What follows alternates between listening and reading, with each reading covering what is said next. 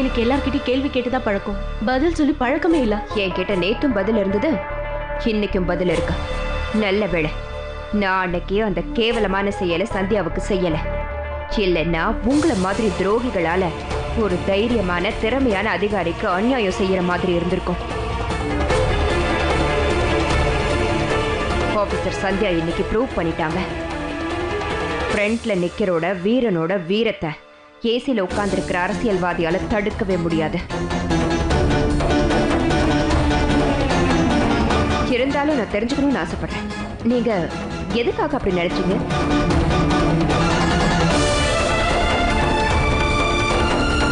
அந்த சந்தியாவுக்கு best credit trophy கிடைக்க கூடாதுன்னு நினைச்சேன்.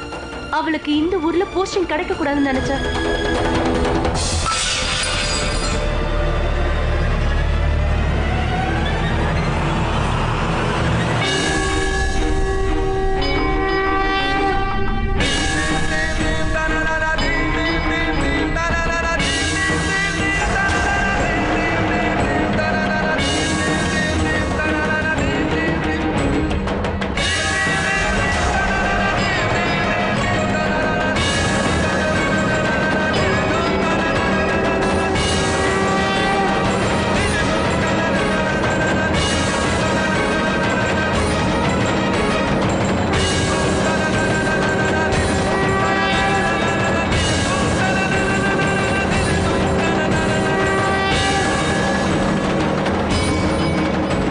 என்னாச்சுமா?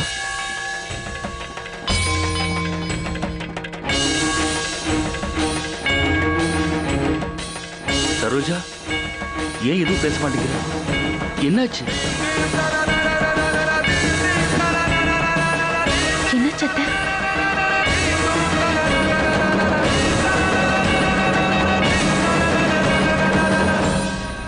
என்ன கவிதா? என் மருமக சந்தியா அந்த முதல் கப்ப வாங்கணும்னு நீங்க விரும்பலையா?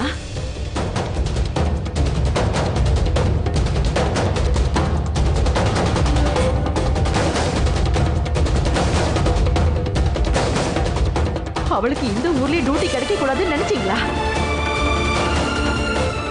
ஆனா ஏன் என் மருமக தோக்கணும்னு ஏன் நினைச்சீங்க? சொல்லுங்க, கேட்கறதுக்கு பதில் சொல்லுங்க.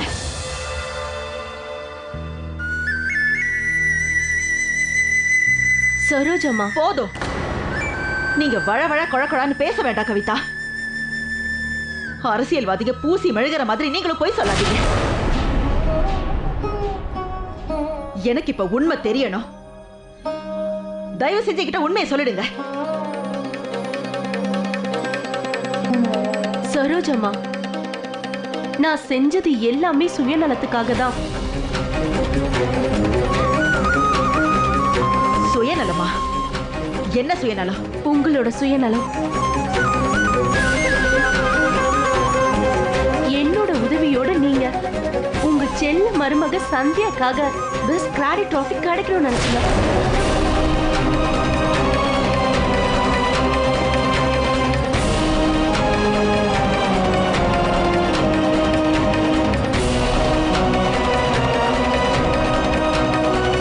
ஆனா அதுல எனக்கு உடன்பாடு இல்லை.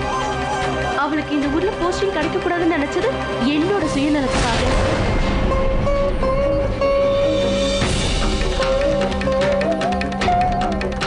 நீங்க மறந்துட்டீங்கன்னு நினைக்கிறேன். நீங்க இந்த சந்தியாக்காக என்ன ட்ரெயின்ல எல்லார் முன்னாடியும் அசிங்கப்படுத்தினீங்க. நான் உங்களோட செல்ல மருமக சந்தியாவை அன்னில இருந்து வெறுக்க ஆரம்பிச்சுட்டேன். அப்படி இருக்கும்போது யோசிச்சு பாருங்க, இந்த சந்தியா இந்த உலகத்துல எங்க போராடினாலும் சரி அவளை ஜெயிக்க விட்டுருவனா என்ன?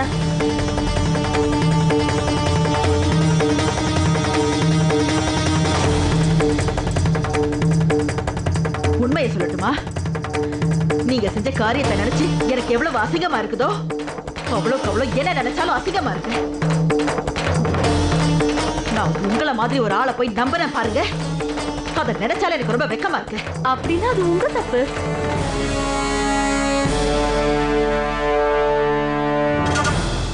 கவிதா,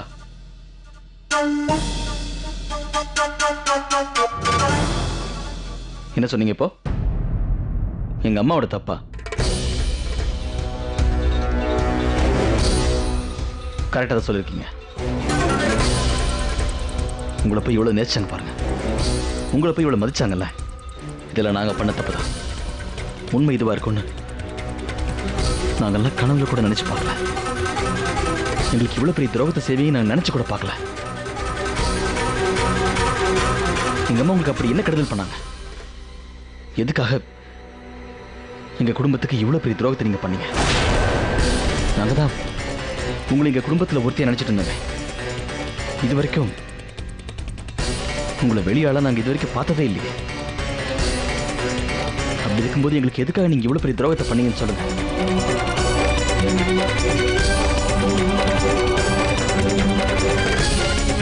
நம்ம பார்த்தபடி இன்னொரு இடத்துல இருந்து கவுண்டிங் ரிசல்ட் வந்தாச்சு.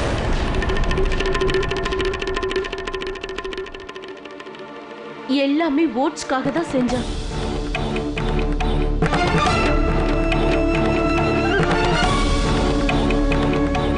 இந்த ஊர்ல இருக்க எல்லாருக்காகவும் தான். ரொம்ப முக்கியமான பகுதி. பத்தாததுக்கு உங்களோட குடும்பத்துக்கு ரொம்ப மரியாதை வேற இருக்கு. நீங்க வேற ஓட்டு போடுறதா ஐடியாவே இல்ல. உங்களோட சப்போர்ட்லாம் இல்லாம நான் ஜெயிக்கிறது ரொம்ப கஷ்டம். நான் அந்த மண்டபத்துல இருந்து ஓடினதை வச்சு உங்களோட அம்மா எனக்கு கண்டிப்பா ஓட் பண்ண மாட்டாங்க. ஆனா என்ன ஆனாலும் நான் ஜெயிக்கணும்னு நினைச்சேன்.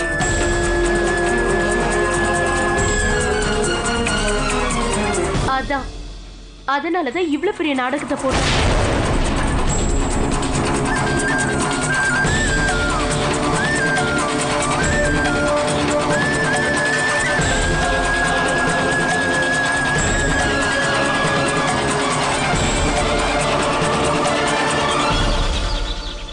இங்க பாருமா சவிதா, அந்த டாக்டரோட பேர் என்ன?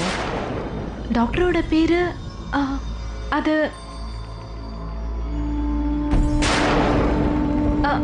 ஆண்டி, எனக்கு ஞாபகமே வர மாட்டேங்குது.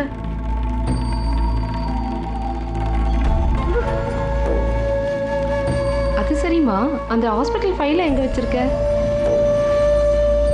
ஃபைலா? நானே போய் அதுல பேரை பாத்துக்கிறேன். ஃபைலா? என்ன சவிதா, ஃபைலும் ஞாபகத்துக்கு வரலையா? பரவாயில்ல, நானே தேடிக்கிறேன். ஆண்டி, அது வந்து ஃபைல் இல்ல. ஃபைல போடலையா? பொறுப்பில்லாத டாக்டரா இருக்காங்க. நான் திலீப்பை வர சொல்றேன். நாங்க 2 பேரும் டாக்டர் கிட்ட போயிட்டு வந்துடுறோம். ஆண்டி, நீங்க நீங்க நீங்க நீங்க திலீப்பெல்லாம் கூப்பிட வேணாம். என் ஃபைல் ஏன் இல்லைன்னா அது வந்து நான் பிரெக்னென்ட்டே இல்லை.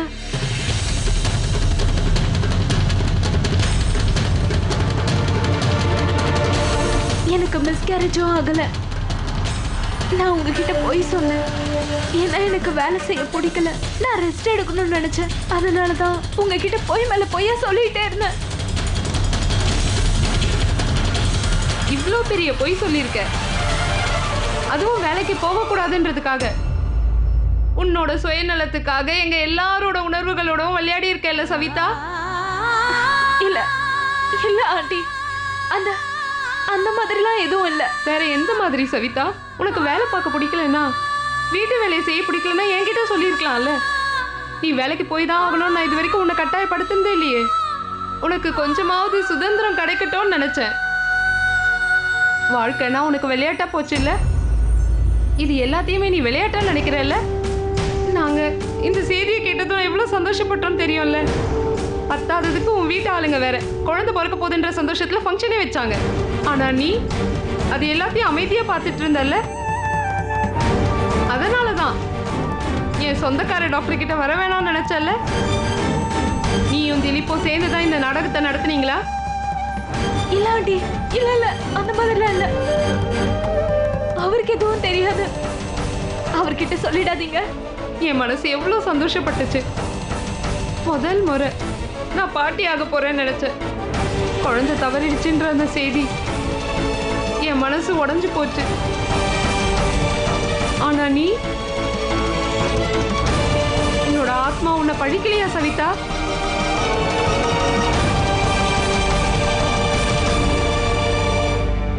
உண்மையை சொல்லட்டுமா, இந்த விஷயம் ஒண்ணு எனக்கு அவ்வளவு ஆச்சரியமா இல்ல சவிதா.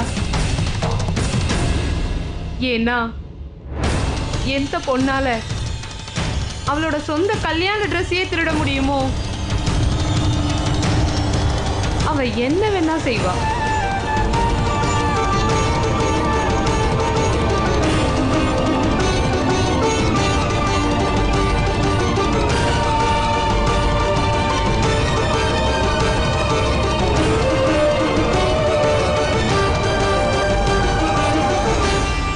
என்ன இவ்வளவு காலமும் எங்களை நீ பயன்படுத்திட்டு இருந்தியா? எங்க எல்லாரோடையும் நாடகம் ஆடிட்டு இருந்தியா? ஐயோ ஆண்டவா ராமா, எல்லாம் எத்தாலே எழுத்து. இவ்வளவு நாளும் நாங்க பாட்டுக்கு நீங்க எங்களோட நல விரும்பின்னு நினைச்சுக்கிட்டு இருந்தோம். ஆனா எங்க ஆளுகளுக்கு என்ன தெரியும், இப்படி கூடவே இருந்து குழி பறிப்பீங்கன்னு நாங்க நினைக்கவே இல்லை. ஆமா சரோஜம்மா, உங்க எல்லாரையும் நான் யூஸ் பண்ண. ஒரு முறை இல்ல, பல முறை யூஸ் பண்ணிருக்கேன்.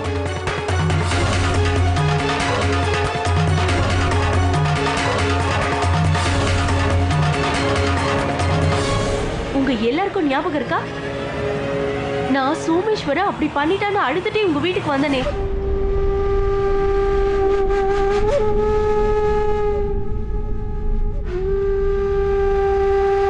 என்ன தாக்கினாங்க, உடல் ரீதியா என்ன தாக்கினாங்க, பலாத்காரம் பண்ண முயற்சி செஞ்சாங்க. ஆனா அது போல எதுவுமே நடக்கல. உங்க எல்லாரையும் முட்டாளாக்குறது எனக்கு சுலபமான வேலை. இப்படியெல்லாம் தான் உங்க எல்லாரையும் யூஸ் பண்ண சரோஜம்மா.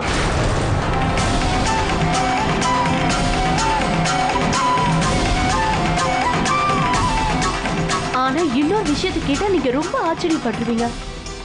இந்த விஷயத்தை பத்திலாம் உங்களோட சந்தியா மருமகளுக்கு ஏற்கனவே தெரியும்.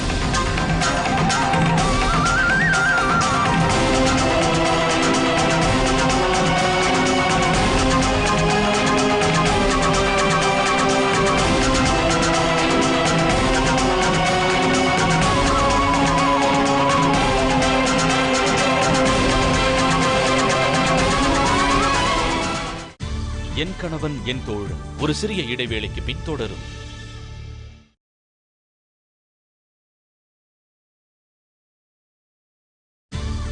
என் கணவன் என் தோழன் தொடர்கிறது. ஆனா பாவம், இவ டியூட்டிக்கு கட்டுப்பட்டு இருந்தா. அதனாலதான் எல்லாம் தெரிஞ்சும் அமைதியா இருந்தா. இல்லனா இன்னைக்கு இந்த நாடகத்தை நீங்க பார்த்திருக்க முடியாது. அது எப்பவும் முடிஞ்சிருக்கும். சந்தியாவை யார்கிட்டயோ சொல்லாதப்போ நான் பாட்டுக்கு முட்டாள் மாதிரி என்னோட கூட்ட நானே உடைப்பனா என்ன? ஆமாங்க, எனக்கு கவிதாவை பத்தின எல்லா உண்மைகளுமே தெரியும். ஆனா நான் கடமைக்கு கட்டுப்பட்டு இருந்தேங்க. அதனால உங்க யார்கிட்டயும் எதையும் என்னால சொல்ல முடியல. ஐயோ, எங்க அக்காவோட கைய அவங்களோட டியூட்டி தான் கட்டி போட்டு இருந்துச்சு. ஆனா நீங்க, உங்களை நாங்க எல்லாரும் எந்த அளவுக்கு நம்பினாலும் உங்களுக்கு தெரியாதா என்ன? உங்க வாயை ஒண்ணு யாரும் தச்சிடலையே. நீங்க ஏன் இவ்வளவு பெரிய உண்மையை எங்க யார்கிட்டயும் சொல்லாம இருந்தீங்க? உங்களுக்கு வெக்கமா இல்ல? எவ்வளவு தைரியம் இருந்தா இப்படி நடிச்சிருப்பீங்க? மன்னிக்கிறதுக்கு கூட அருகதை இல்லாத ஆள் நீங்க. மன்னிப்பு யாருக்கு வேணும் மீனா? அரசியல்ல இந்த வியாபாரத்தை நட்புன்னு சொல்லுவாங்க.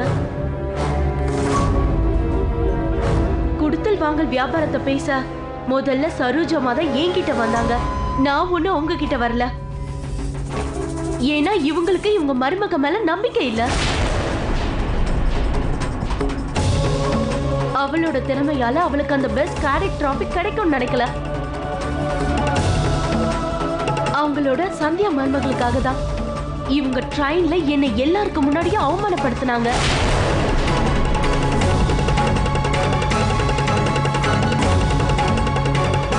போதும் கவிதா,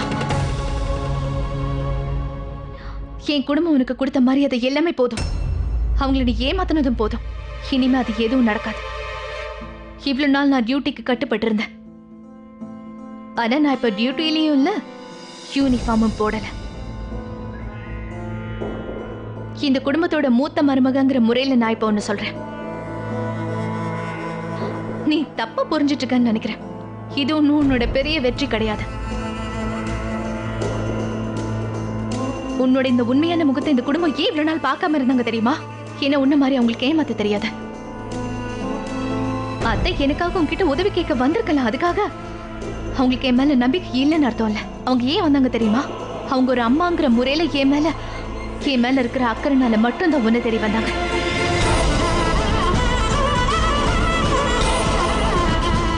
அத்தை அந்த வியாபாரத்துக்கு பதிலா உங்ககிட்ட வாக்கு கொடுத்தத மனசார அவங்க நிறைவேற்றிருக்காங்க. ஆனா நீ என்ன பண்ண? ஏமாத்துறதை தவிர வேற எதையுமே செய்யல.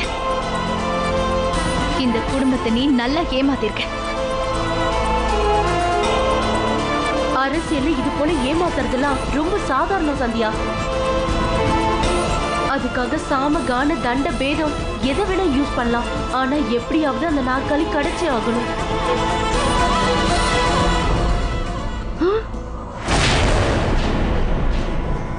நீ சொல்ற அந்த அன்பு, மரியாதை, நம்பிக்கை இதெல்லாம் உன்ன மாதிரி மிடில் கிளாஸ் ஃபேமிலிக்கு பெருசா இருக்கலாம். எங்களுக்கு பெரிய விஷயம் பவர், பதவி, நாற்காலி. அது எனக்கு இன்னைக்கு கிடைக்க போகுது. எனக்கு பதவி கிடைச்ச உடனே அப்புறம் சந்தியா நீ எங்க இருப்ப, நான் எங்க இருப்பேன்?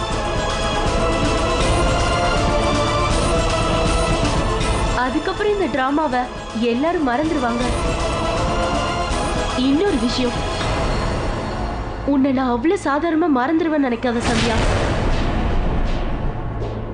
என் வாழ்க்கையில வந்த சுவாரஸ்யமான கதாபாத்திரமே நீதான். என்கிட்ட கொஞ்சம் ஜாக்கிரதையாவே இரு. ஏன்னா நாளைக்கு பொழுது எனக்காக மாறப்போகுது, உனக்காக இல்ல. நாளைக்கு என்கிட்ட பவர் இருக்கும், பதவி இருக்கும், நாற்காலியும் இருக்கும். அப்போ நீ எனக்கு சல்யூட் பண்ணி ஆகணும்.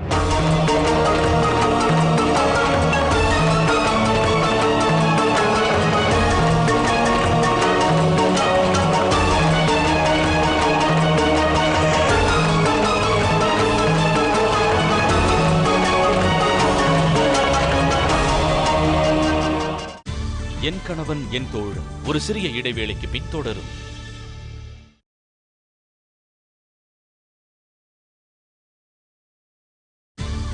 என் கணவன் என் தோழன் தொடர்கிறது. உங்களை பத்தி உங்களுக்கே நல்லா தெரிஞ்சிருக்கு. ஆனா என் வீட்டுக்கே வந்து எல்லாரும் முன்னாடி என் மனைவி நீங்க அவமானப்படுத்திட்டு இருக்கீங்கன்ற விஷயம் உங்களுக்கு தெரியல.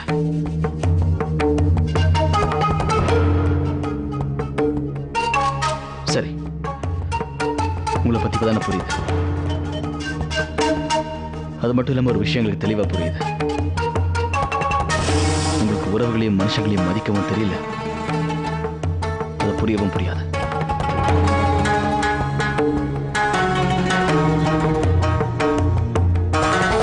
என்ன சொன்னீங்க இப்போ?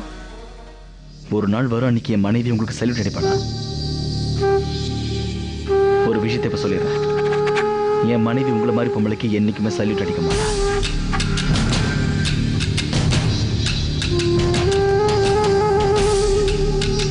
அந்த நாள் வரவும் வராது. போச்சுடா, அதுக்குள்ள தோல்வியை ஒத்துக்கிட்டீங்களா? உங்க மனைவி தர்மத்தை கடைபிடிச்சிட்டீங்களா? பெருசா வாயை கிழிச்சிங்க. வாழ்க்கையோட எந்த கட்டத்திலயும் சந்தியாவோட கைய விட மாட்டேன்னு சொன்னீங்க. அவளுக்காக எப்பவுமே சப்போர்ட் பண்ணுவேன்னு சொன்னீங்க. நான் இன்னும் மைதானத்துல இறங்கவே இல்லையே, அதுக்குள்ள வேலை வேணா விட்டுருங்கன்னு சொல்றீங்க.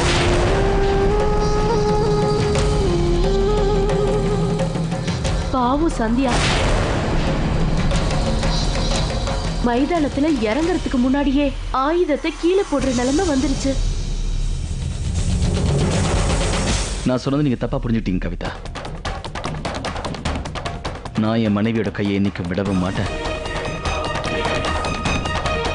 என் மனைவி என்னைக்கும் இந்த வேலையும் விட மாட்டான்.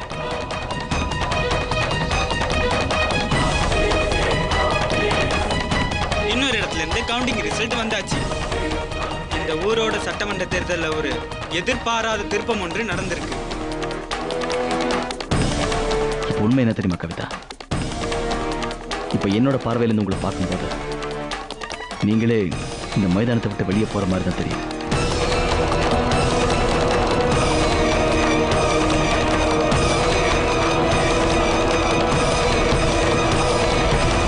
இதை கேள்விப்பட்டிருப்பீங்கன்னு நினைக்கிறேன்.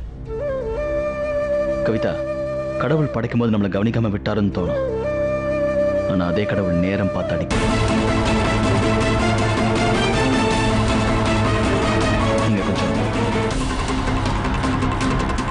டிவியை பாருங்க. கவிதா இப்போ வரைக்கும் எதிர்க்கட்சி போட்டியாளர்களை விட முன்னிலையில இருந்தாங்க. ஆனா இந்த ஊரோட 3 இடத்தின் முடிவுகள் நிலைமையை தலைகீழா மாத்திவிட்டது. எதிர்க்கட்சி தலைவர் ஸ்ரீ பிரகாஷ் அவர்கள் 5000 ஓட்டு வித்தியாசத்தில் கவிதாவை தோற்கடித்து விட்டார். இந்த நாடாளுமன்ற எலெக்ஷனில் அவர் வெற்றி அடைஞ்சிருக்கிறார்.